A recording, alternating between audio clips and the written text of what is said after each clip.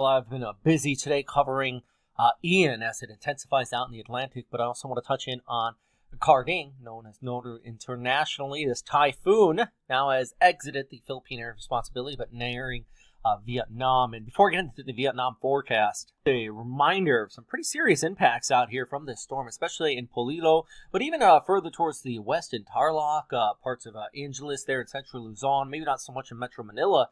But there was a swath of damaging conditions just cut through the Philippines, and does look like the storm system moving away. You know, we got dry air behind it. The next problem is going to be over towards Vietnam as this continues to re-intensify.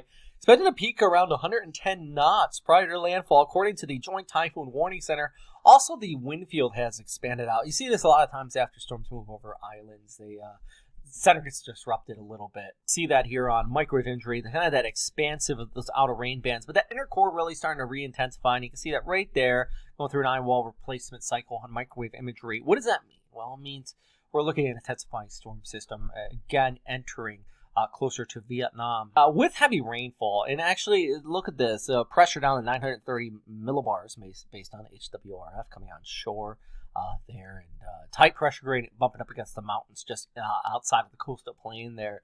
Definitely going to be some tremendous amount of precipitation. Videographer James Reynolds is out there tracking the storm as well. So boy, it's a busy one. And just take a quick look here. This is as we go ahead through, first starting off into Tuesday. Let's scoot this ahead over towards, well, let's actually rewind it a little bit. Landfall here by Tuesday morning, heading into Wednesday, and eventually kicking off towards the east. But this I want to show you, look at this about towards Thursday and Friday. A secondary low on the backside of this could form up as well. So boy, it's a busy few days for our friends out here into Vietnam. Good news, got those clearing conditions behind at least across the Philippines. Typhoon Noru, also known as Karding in the Philippines. Still tracking this one.